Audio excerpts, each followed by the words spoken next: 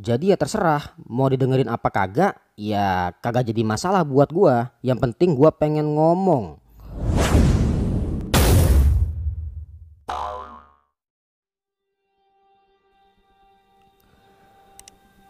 Jadi kali ini gua nggak bacain puisi, syair maupun prosa, tapi ngomong sendiri lagi nih ya. Jadi ya terserah mau didengerin apa kagak, ya kagak jadi masalah buat gua. Yang penting gua pengen ngomong. Podcast kali ini masih tentang seputaran Cakung.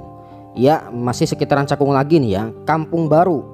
Sebelumnya gue minta maaf, podcast ini bukan bertujuan buat menyinggung, mengkritik, menghujat, apalagi menyerang siapapun maupun kelompok manapun.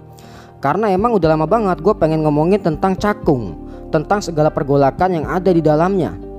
Tapi sekali lagi nih ya, beneran, podcast ini murni hanya sebagai studi perilaku aja, hanya sebagai telaah perilaku aja. Oke, langsung dah. Jadi kali ini gue cuma mau ngomong sendiri. Sebenarnya awal mula gue bikin podcast ini nggak ada persiapan sama sekali. Tujuan pun nggak ada. Tapi lama kelamaan ya, makin kesini gue bikin podcast kok rasanya gue jadi kayak punya tujuan gitu. Tujuannya nggak lain ya mendobrak pola pikir orang-orang Cakung. Oke lah, mungkin ini terasa seakan-akan songong banget gitu ya. Apalagi pakai istilah mendobrak pemikiran. Tadinya gue pengen cari istilah yang rada alusan dikit gitu ya, tapi kagak nemu. Cuma ada istilah dobrak.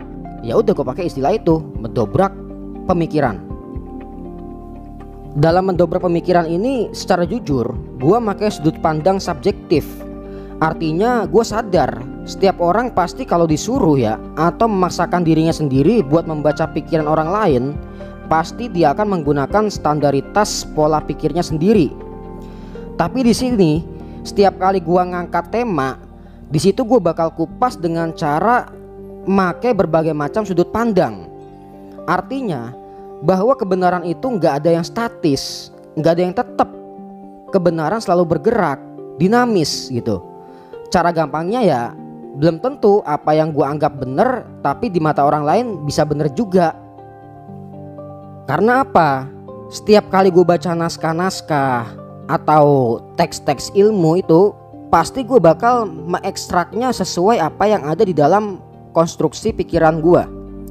Karena yang namanya teks ketika sudah disampaikan di khalayak umum, pasti akan menimbulkan berbagai macam pola pikir dan sudut pandang.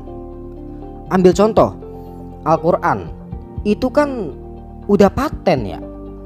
Kalau dalam dinamika perguruan tinggi, pasti kita mengenal ada istilah skripsi, tesis, sama disertasi gitu.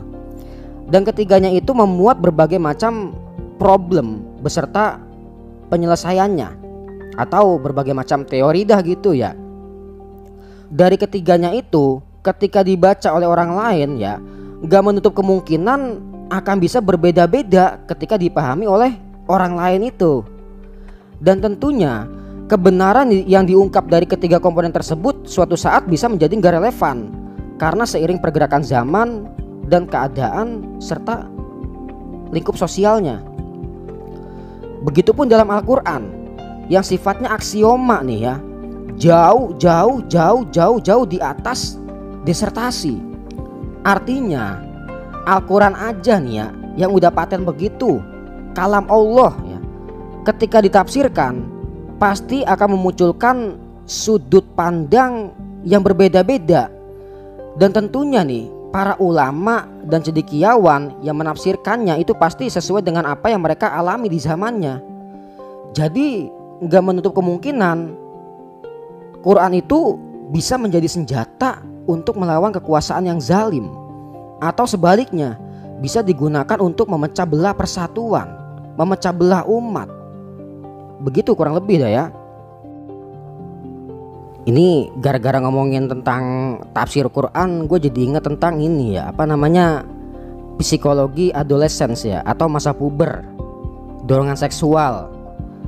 Jadi psikologi pubertas ini mendominasi berbagai macam konklusi-konklusi Sigmund Freud ya, yang mengatakan bahwa faktor yang paling penting mendorong orang berbuat itu adalah seks gitu.